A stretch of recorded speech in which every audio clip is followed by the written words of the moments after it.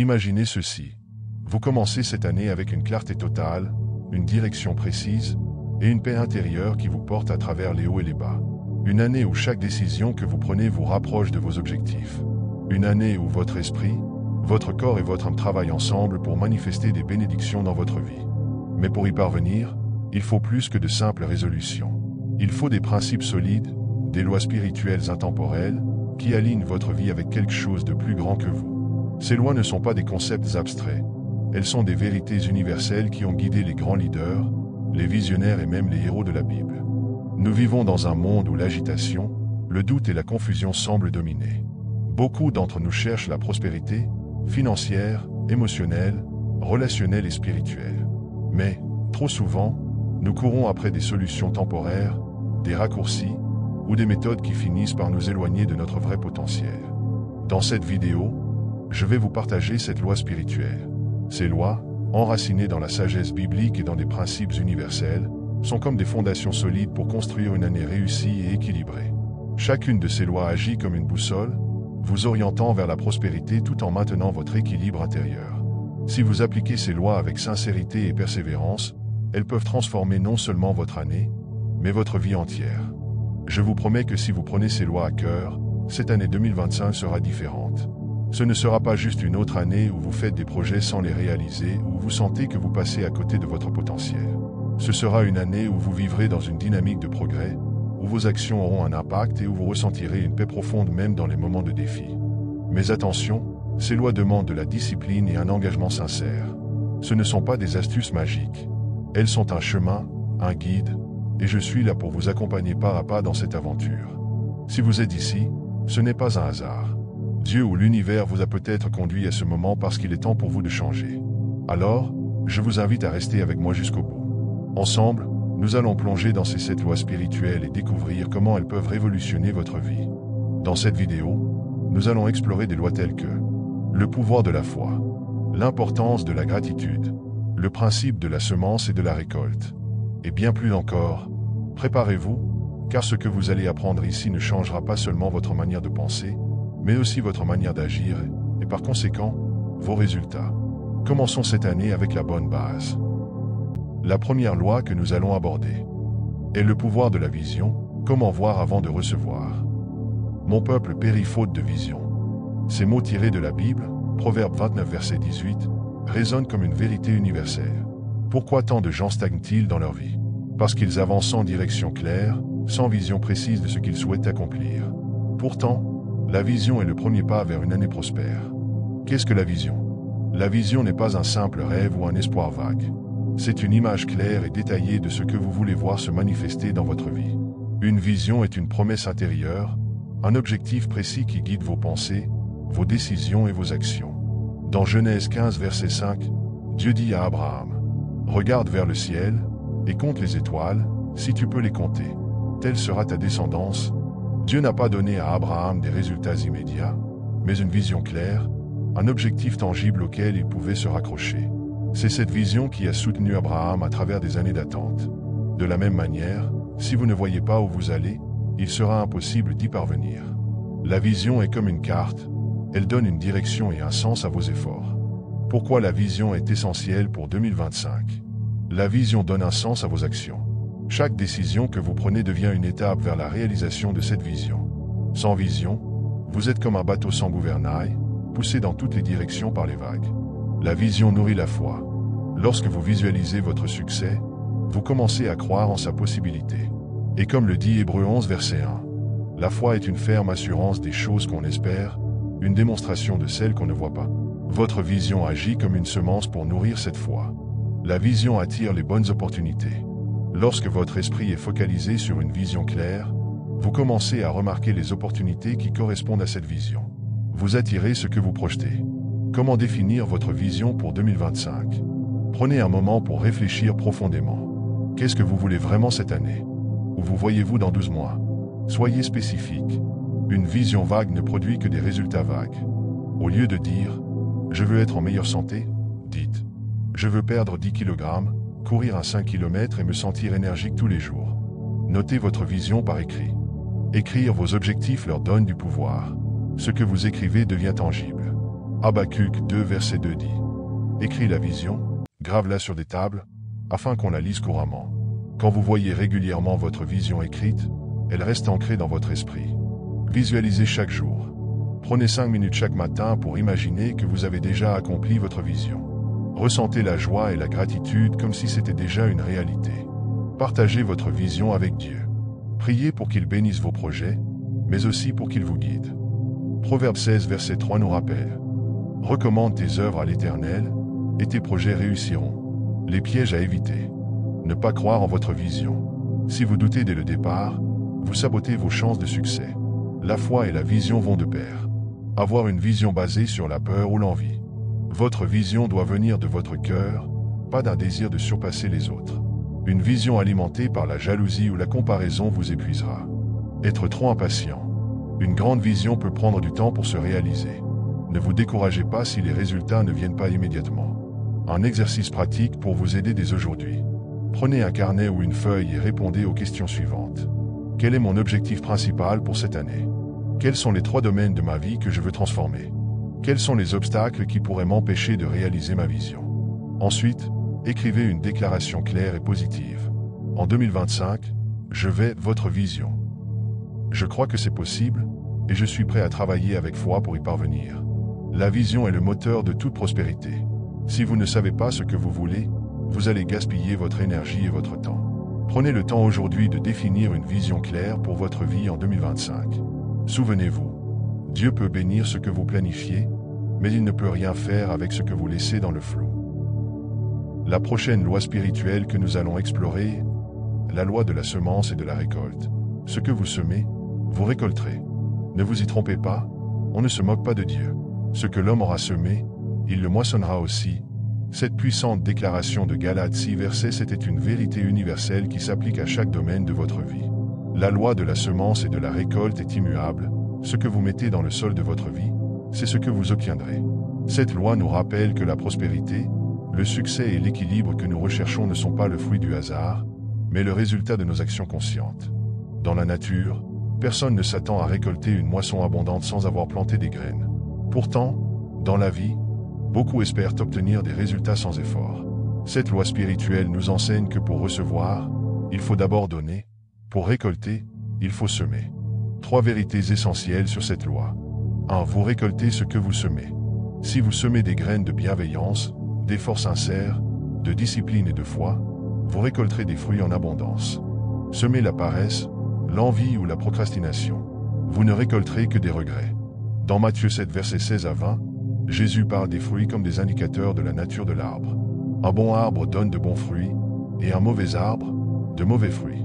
Ce principe s'applique directement à nos vies. La récolte est toujours plus grande que la semence. Une graine plantée dans le sol donne naissance à un arbre qui produit des centaines de fruits, chacun contenant des graines supplémentaires. Vos petites actions aujourd'hui peuvent produire des résultats immenses demain. Si vous investissez du temps dans votre développement personnel, dans votre relation avec Dieu, ou dans vos compétences, les retours seront multipliés.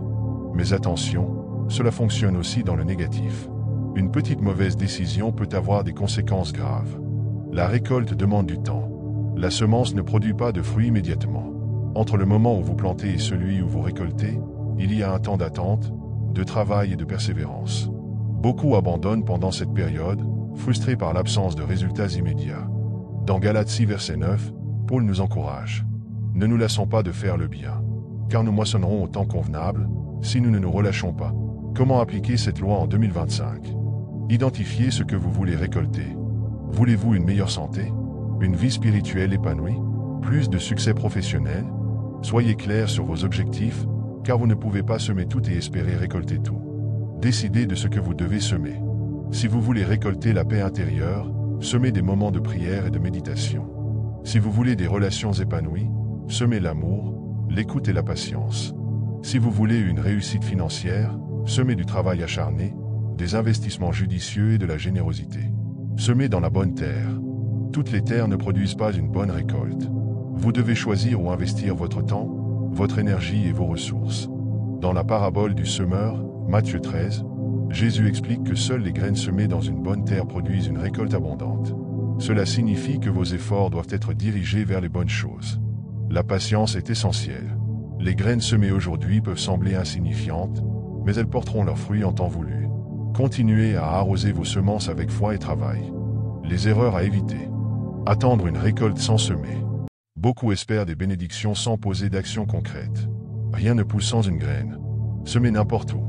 Investir dans des relations toxiques, des activités inutiles ou des entreprises douteuses ne produira pas les résultats espérés. Se décourager trop tôt. Le sol travaille en silence.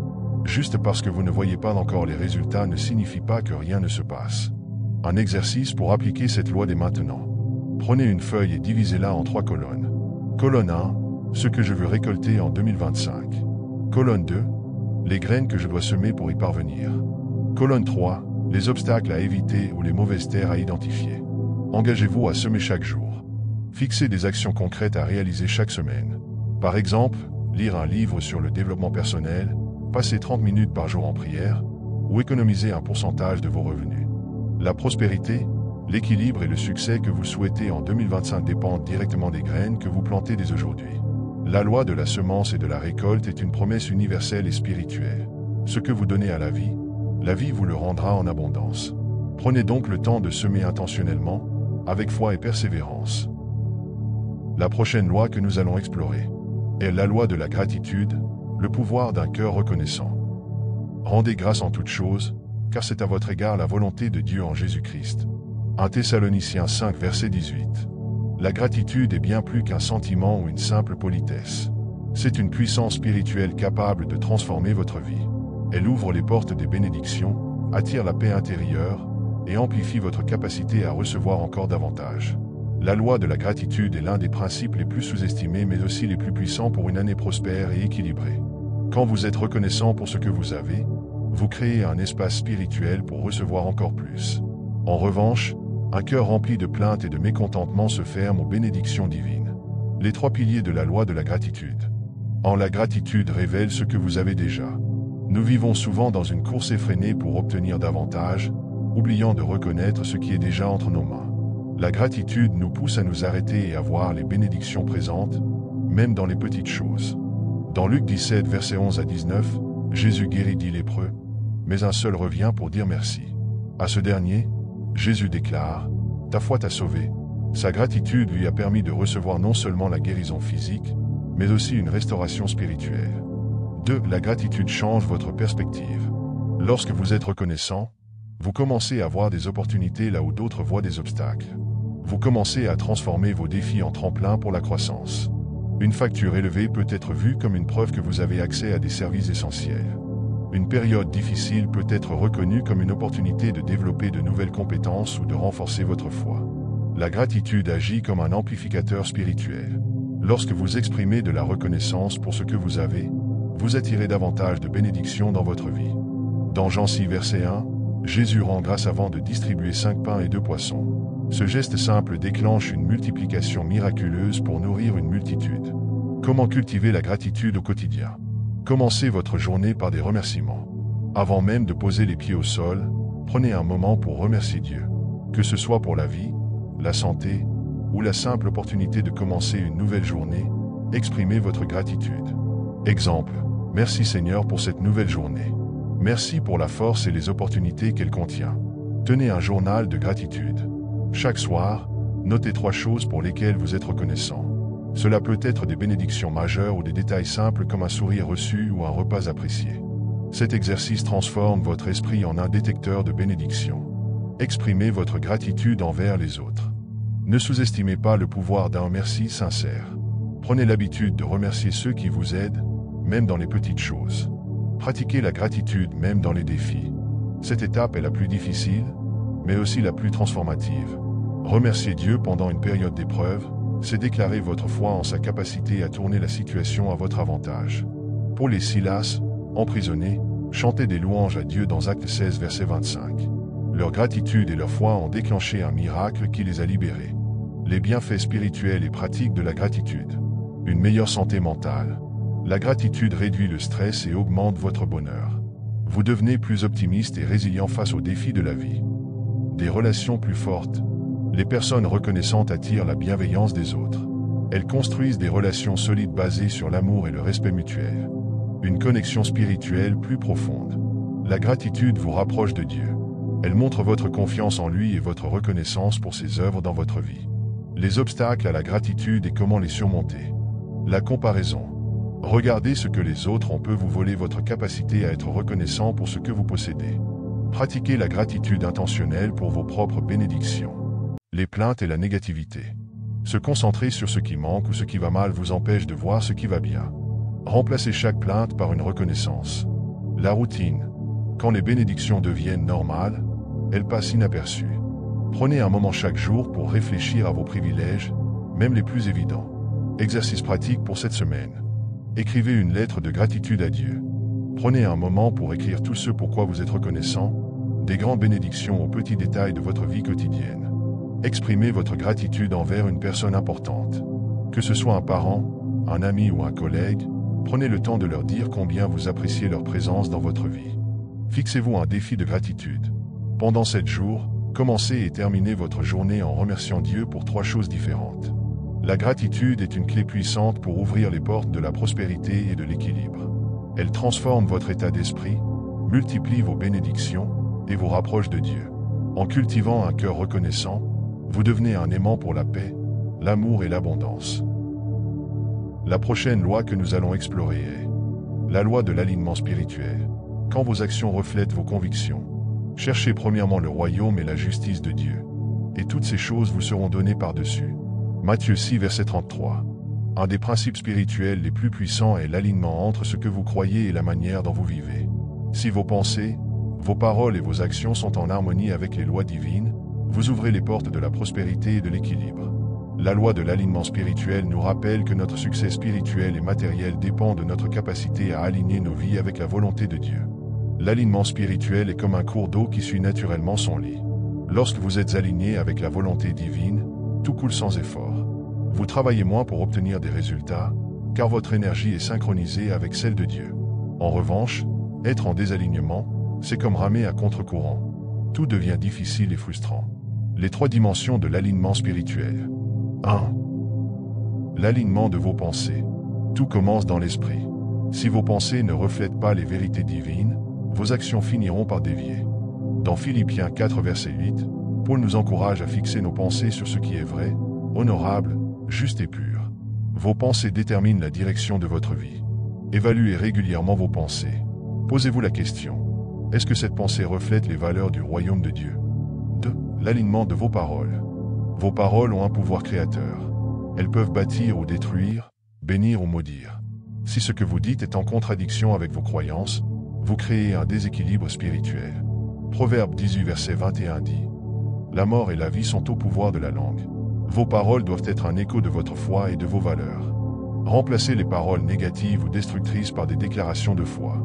Par exemple, au lieu de dire « je ne réussirai jamais », dites « avec Dieu, toutes choses sont possibles ». 3. L'alignement de vos actions. Vos actions révèlent vos véritables croyances. Peu importe ce que vous dites ou pensez, si vos actions ne suivent pas, vous êtes en désalignement. Dans Jacques 2, verset 26, il est écrit « La foi sans les œuvres est morte ». Vos actions sont la manifestation concrète de votre foi. Examinez votre emploi du temps, vos priorités et vos choix.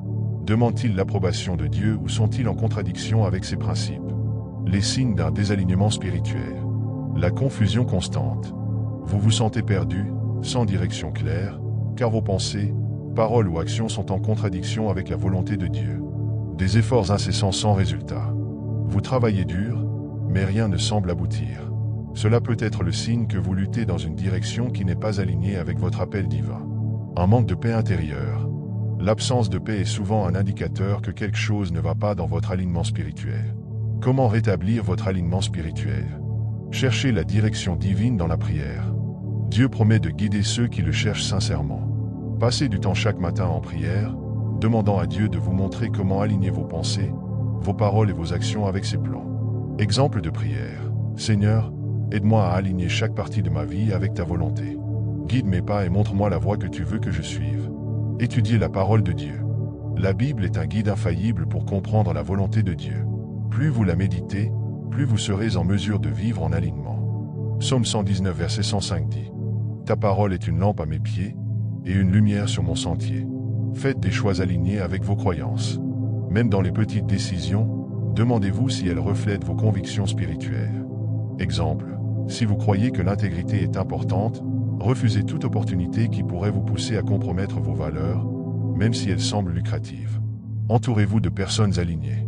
Vos relations influencent grandement votre alignement spirituel. Si vous vous entourez de personnes qui vivent en désaccord avec les principes divins, cela peut vous tirer vers le bas. Proverbe 13 verset 20 dit « Celui qui marche avec les sages devient sage, mais le compagnon des insensés se perd. » Les fruits de l'alignement spirituel. Lorsque vous vivez en harmonie avec les lois divines, vous commencez à récolter les bénédictions de cet alignement. Une paix intérieure profonde. Vous vous sentez connecté à Dieu, sachant que vous suivez ses plans. Une direction claire pour votre vie. Vous savez où aller et quelles décisions prendre, car vous marchez dans le plan divin. Une prospérité durable. L'alignement attire des bénédictions spirituelles, émotionnelles et matérielles. La prospérité et l'équilibre spirituel reposent sur votre capacité à vivre en harmonie avec les principes divins. Lorsque vos pensées, paroles et actions reflètent vos convictions, vous devenez un canal par lequel Dieu peut déverser ses bénédictions. La prochaine loi que nous allons explorer est la loi de la priorité spirituelle, mettre Dieu au centre de tout. Tu aimeras le Seigneur, ton Dieu, de tout ton cœur, de toute ton âme et de toute ta force. Deutéronome 6 verset 5. La loi de la priorité spirituelle nous enseigne une vérité fondamentale. Dieu doit être au centre de chaque aspect de notre vie. Ce principe nous pousse à examiner si nos décisions, nos objectifs et nos priorités reflètent une vie centrée sur Dieu. Lorsque nous mettons Dieu à la première place, tout le reste trouve sa juste position. Les Écritures sont claires, ce que nous plaçons au sommet de nos priorités détermine l'ordre et l'harmonie de tout le reste. Si Dieu est premier, il mettra de l'ordre dans nos finances, nos relations, nos rêves et nos projets. Mais si d'autres choses prennent cette place comme l'argent, le travail, ou même les relations humaines, notre vie devient déséquilibrée. Jésus dit dans Matthieu 6 verset 33, « Cherchez premièrement le royaume et la justice de Dieu, et toutes ces choses vous seront données par-dessus. » Cela signifie que lorsque nous nous concentrons d'abord sur Dieu, les bénédictions suivent naturellement. Comment reconnaître vos vraies priorités? Pour savoir ce qui est prioritaire dans votre vie, posez-vous ces questions. Qu'est-ce qui occupe la majorité de vos pensées? Si vous pensez constamment à l'argent, au succès ou à vos problèmes, ces choses ont peut-être pris la place de Dieu. À quoi consacrez-vous votre temps? Votre emploi du temps reflète souvent vos priorités. Si vous passez peu de temps à prier ou à méditer sur la parole de Dieu, cela peut révéler un déséquilibre. Qu'est-ce qui détermine vos décisions? Si vos choix sont guidés par la peur, la pression sociale ou l'envie, au lieu de la volonté de Dieu, alors vos priorités doivent être réajustées. Les 3 principes fondamentaux de la priorité spirituelle. 1. Mettre Dieu avant tout. Prioriser Dieu, c'est reconnaître qu'il est la source de tout ce que nous avons et que tout ce que nous faisons doit lui être soumis. Proverbe 3 verset 6. Reconnais-le dans toutes tes voies, et il aplanira tes sentiers. Commencez chaque journée en plaçant vos plans devant Dieu. Une prière simple comme « Seigneur, guide mes pas aujourd'hui » peut transformer votre perspective. 2. Soumettre vos ambitions et vos rêves à Dieu. Trop souvent, nous faisons des plans et demandons ensuite à Dieu de les bénir. Mais la vraie prospérité spirituelle vient lorsque nous cherchons d'abord la volonté de Dieu avant de faire nos plans. Dans Psaume 37 verset 4, il est écrit « Fais de l'Éternel tes délices, et il te donnera ce que ton cœur désire. » Prenez l'habitude de demander à Dieu « Est-ce que ce projet est en accord avec ta volonté ?» 3. Faire de l'adoration une priorité quotidienne. L'adoration n'est pas seulement une activité dominicale, c'est une attitude de vie. Chaque jour, trouvez un moment pour honorer Dieu, que ce soit par la prière, la méditation ou la louange. Dans Psaume 100 verset 4, il est écrit « Entrez dans ses portes avec des louanges, dans ses parvis avec des cantiques. » Réservez un moment dans votre journée pour exprimer votre gratitude à Dieu, même si ce n'est que quelques minutes. Les conséquences d'ignorer cette loi. Un désordre dans vos priorités. Lorsque Dieu n'est pas au centre, tout le reste semble chaotique. Vous pourriez réussir matériellement mais ressentir un vide spirituel. Des bénédictions retardées. Ignorer cette loi, c'est souvent retarder les plans de Dieu pour votre vie. Lorsque nous ne faisons pas de lui notre priorité, nous fermons la porte à certaines bénédictions. Une vie remplie de stress inutile. Ne pas mettre Dieu en premier vous expose à des pressions inutiles, car vous essayez de tout contrôler par vos propres forces. Comment appliquer la loi de la priorité spirituelle? Planifiez vos moments avec Dieu. Traitez votre temps avec Dieu comme un rendez-vous important. Fixez un horaire précis chaque jour pour prier, méditer et écouter sa voix. Réorganisez vos priorités pratiques. Faites une liste de vos priorités actuelles et évaluez si elles reflètent votre foi. Si vous consacrez plus de temps à votre travail qu'à votre famille ou à votre vie spirituelle, rééquilibrez vos efforts. Faites de l'obéissance à Dieu un style de vie. Même dans les petites choses, choisissez de suivre la voie de Dieu. Cela peut signifier pardonner quelqu'un, faire preuve de générosité ou éviter une situation qui compromettrait vos valeurs. Les fruits de la priorité spirituelle. Un sentiment de plénitude et de paix. Lorsque Dieu est premier, vous êtes moins préoccupé par les soucis de la vie, car vous savez qu'il prend soin de tout. Une clarté dans vos décisions. Mettre Dieu au centre de votre vie vous donne une perspective divine sur vos choix et vos priorités. Un équilibre entre le spirituel et le matériel. Vous découvrez comment prospérer matériellement sans sacrifier votre intégrité ou votre paix intérieure. Mettre Dieu au centre de tout est la clé pour une année équilibrée et prospère. Lorsque vous commencez chaque journée en le plaçant en priorité, vous invitez sa sagesse, sa paix et sa direction dans tous les aspects de votre vie. La prochaine loi que nous allons explorer est la loi de la foi inébranlable, croire avant de voir. Or la foi est une ferme assurance des choses qu'on espère, une démonstration de celles qu'on ne voit pas. Hébreux 11 verset 1. La foi est le fondement de toute vie spirituelle prospère. C'est la conviction que Dieu est fidèle, qu'il accomplira ses promesses, même si tout semble incertain ou chaotique. Cette loi nous enseigne que croire sans douter est une force puissante pour transformer nos vies et attirer la prospérité dans nos projets. Pourquoi la foi est essentielle? La foi ouvre les portes de l'impossible. La foi agit comme une clé qui déverrouille les bénédictions divines. Jésus lui-même a dit « Tout est possible à celui qui croit ». Marc 9 verset 23. Hier a marché sur l'eau en croyant en la parole de Jésus, Matthieu 14 verset 29. Tant qu'il gardait les yeux fixés sur le Christ, il défiait les lois naturelles. Cela montre que la foi active nous permet de dépasser nos limites humaines. La foi combat la peur et le doute. La peur est l'ennemi direct de la foi. Elle paralyse et limite, alors que la foi libère et encourage. Quand vous avez une foi inébranlable, les doutes s'estompent, et vous êtes capable de prendre des décisions audacieuses pour votre avenir. Les entrepreneurs prospères qui s'appuient sur leur foi n'abandonnent pas après un échec. Ils croient en leur vision, même lorsque tout semble perdu. La foi inspire l'action. Une véritable foi ne reste pas passive. Elle vous pousse à agir selon les promesses de Dieu. Quand vous croyez fermement que quelque chose est possible, vous commencez à poser des gestes qui matérialisent cette croyance. Abraham a obéi en quittant sa patrie, croyant en la promesse de Dieu, Hébreux 11 verset 8. Sa foi a fait de lui le père d'une multitude. Les trois piliers d'une foi inébranlable. En écouter la parole de Dieu. La foi naît et grandit en méditant la parole. La Bible dit « Ainsi la foi vient de ce qu'on entend, et ce qu'on entend vient de la parole de Christ. » Romains 10 verset 17. Consacrez du temps chaque jour pour lire la Bible et écouter des enseignements spirituels. Cela renforcera votre confiance en Dieu. 2. Priez avec audace. Une prière faite avec foi attire les bénédictions divines. La Bible promet.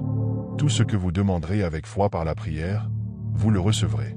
Matthieu 21 verset 22. Priez comme si votre demande était déjà exaucée. Visualisez le résultat et remerciez Dieu à l'avance. Être persévérant. La foi est mise à l'épreuve dans l'attente. Une foi inébranlable persiste, même quand les résultats tardent à venir. Job a continué à croire, même au milieu de ses souffrances, et Dieu l'a restauré au-delà de ses attentes. Job 42 verset 10. Les bienfaits spirituels et pratiques de la foi. Une vie remplie de paix et de confiance. Vous apprenez à relâcher le contrôle et à vous abandonner à Dieu. Une capacité à rêver grand. La foi vous libère de la peur de l'échec et vous permet de viser des objectifs audacieux. Une résilience face aux défis. Vous ne vous laissez pas abattre par les revers, car vous savez que Dieu est avec vous. La loi de la foi inébranlable vous invite à croire fermement que ce que Dieu a promis, il le fera. Cela vous permet de vivre une année remplie de courage, de vision et de victoire. La prochaine et dernière loi que nous allons explorer est la loi de la parole créatrice, parler pour construire et non détruire. La mort et la vie sont au pouvoir de la langue, quiconque l'aime en mangera les fruits. Proverbe 18 verset 21. Les mots que nous prononçons ont un pouvoir extraordinaire. Chaque parole est une semence que nous plantons dans nos vies et dans celles des autres. Cette loi spirituelle nous enseigne que nos paroles façonnent notre réalité. Pour vivre une année prospère et équilibrée, il est essentiel de parler de manière intentionnelle et positive. Pourquoi la parole est-elle si puissante? La parole est créatrice. Dès le début de la Bible, nous voyons Dieu créer l'univers simplement par sa parole. Dieu dit « Que la lumière soit », et la lumière fut. Genèse 1 verset 3. Si nous sommes faits à l'image de Dieu, nos paroles ont aussi un pouvoir créateur. Elles peuvent bâtir des rêves ou les détruire. Lorsque vous déclarez des affirmations positives sur votre vie, par exemple, « Je suis béni, je réussirai », vous vous alignez sur les promesses de Dieu et ouvrez la voie à leur manifestation. Les paroles influencent nos pensées et nos actions. Les mots que vous prononcez affectent directement votre esprit. Si vous répétez constamment que vous êtes incapable, vous finirez par agir en conséquence. Mais si vous proclamez votre potentiel, vous développerez un état d'esprit de conquérant. Les espions envoyés par Moïse pour explorer la terre promise ont influencé toute une génération par leurs rapports négatifs.